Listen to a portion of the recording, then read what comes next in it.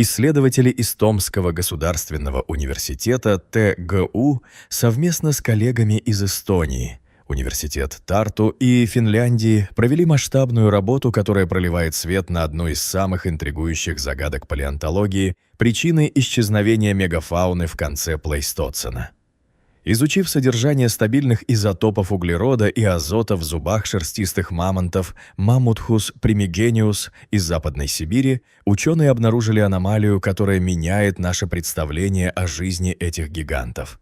Было зафиксировано рекордно высокое значение изотопа азота дельта-15N, что, по мнению авторов, служит весомым подтверждением гипотезы минерального голодания как ключевого фактора вымирания. Почему ученые выбрали именно зубы? Ответ кроется в топономии, науке о закономерностях захоронения ископаемых остатков. Кости мамонтов, пролежавшие в земле десятки тысяч лет, подвергаются интенсивному физическому и химическому выветриванию. Почвенные воды, перепады температур и деятельность микроорганизмов разрушают коллаген, основной белок кости, необходимый для радиоуглеродного и изотопного анализа. В отличие от пористых костей, зубная эмаль и дентин, твердая ткань, составляющая основу зуба, обладают гораздо большей плотностью и химической стабильностью. Они действуют как биологический сейф, консервируя химический состав пищи и воды, который животное потребляло при жизни. Ученые проанализировали 29 образцов дентина шерстистых мамонтов из 3 ключевых месторождений позднего плейстоцена на юго-востоке Западно-Сибирской равнины. 1. Красноярская курья, Томская область. 2. Шестаково, Кемеровская область. 3. Волчья грива, Новосибирская область. Раскопки на этих территориях велись на протяжении 30 лет, с 1991 по 2021 годы, что позволило собрать уникальную коллекцию материала.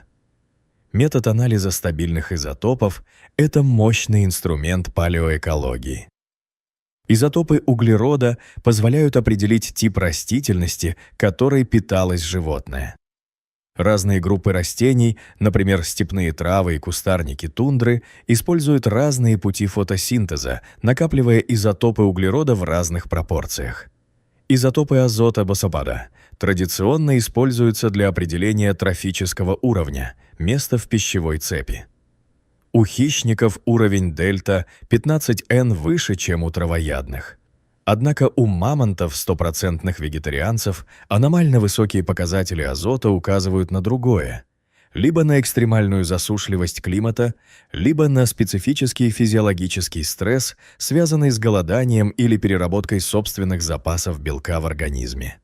Именно на местонахождении волчья грива исследователи обнаружили в зубах мамонтов самую высокую концентрацию тяжелого изотопа азота – дельта-15N из когда-либо зарегистрированных у травоядных плейстоцена во всем северном полушарии.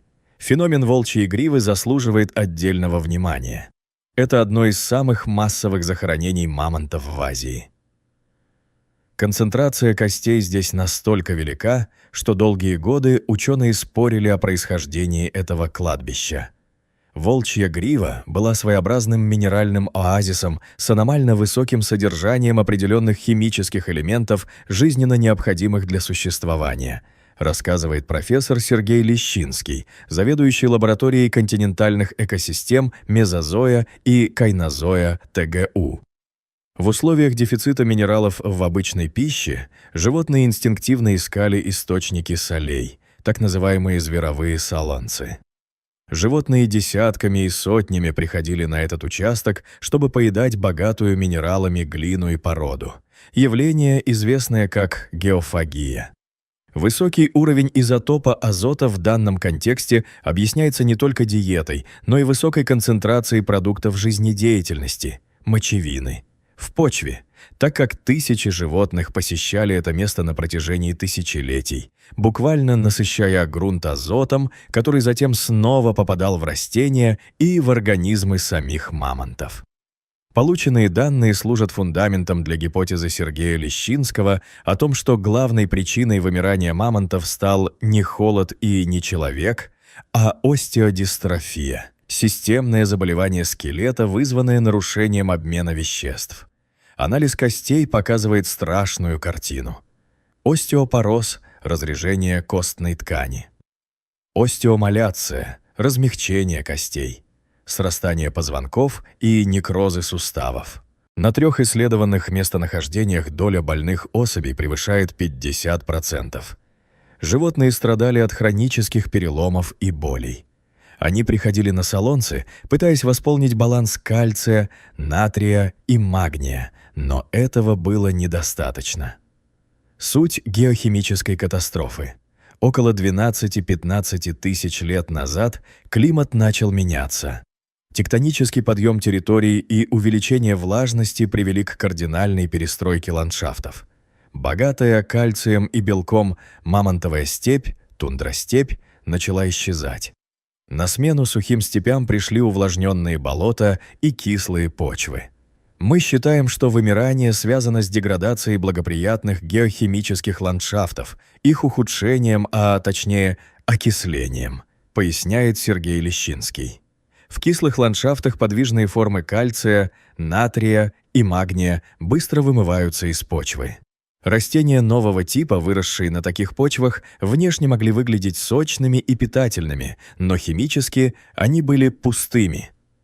Мамонты набивали желудки, но их скелет буквально рассыпался из-за минеральной недостаточности. Это явление скрытого голода, когда при обилии биомассы животное медленно умирает от нехватки микроэлементов. Исследование вносит важный вклад в дискуссию о роли человека. Долгое время считалось, что в период последнего ледникового максимума LGM, около от 28 до 22 тысяч лет назад, условия в Сибири были настолько суровыми, что люди покинули этот регион. Однако новые данные опровергают это. Во всех исследованных мамонтовых кладбищах были найдены каменные артефакты. Это доказывает, что палеолитические охотники не только не ушли, но и активно сосуществовали с мамонтами на юге западно-сибирской равнины. Вероятно, минеральные оазисы вроде волчьей гривы служили идеальными охотничьими угодьями. Ослабленные болезнью мамонты, прикованные к источникам соли, становились легкой добычей. Люди не истребили здоровую популяцию, а скорее добивали вид, уже стоящий на краю гибели из-за геохимического стресса. Наука не стоит на месте, и картина вымирания становится все более сложной и многофакторной. Примечательно, что недавно вышло другое масштабное исследование с участием сотрудников Зоологического института РАН, предлагающее альтернативную или дополняющую версию. Международная группа ученых изучила 483 образца останков мамонтов возрастом от 1,1 миллиона до 4000 лет. Используя передовые методы палеогенетики, они смогли выделить ДНК древних микробов. Были выявлены 6 групп бактерий, живших одновременно с мамонтами. Особое внимание привлекли бактерии рода Erysipelotrix, родственники возбудителей рожистой инфекции. Алексей Тихонов, один из авторов исследования, отмечает, что подобные бактерии сегодня вызывают массовую гибель популяций африканских слонов. Ученые предполагают, что эпидемии могли стать последним гвоздем в крышку гроба мамонтов. Эти две гипотезы, минеральное голодание и эпидемии, не противоречат, а скорее дополняют друг друга. Представим популяцию мамонтов в конце плейстоцена. 1. Среда. Почвы окисляются, привычный корм исчезает. 2. Здоровье. Животные испытывают хронический дефицит минералов, их кости становятся хрупкими, обмен веществ нарушается. 3. Иммунитет. Вследствие физиологического стресса иммунная система слабеет. 4. Скученность. В поисках дефицитных минералов мамонты сбиваются в огромные стада на ограниченных участках солонцов, как на волчьей гриве. 5. Финал.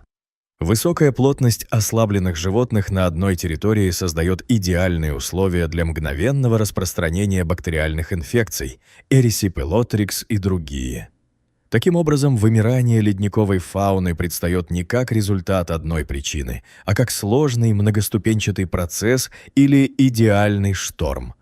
Геологические процессы изменили химию ландшафта, что подорвало здоровье популяции, сделав ее уязвимой для болезней и охотников. Изучение этих процессов имеет значение не только для прошлого. Понимание того, как геохимические изменения среды влияют на целые экосистемы, критически важно сегодня, когда человечество само становится мощным фактором изменения климата и ландшафтов Земли.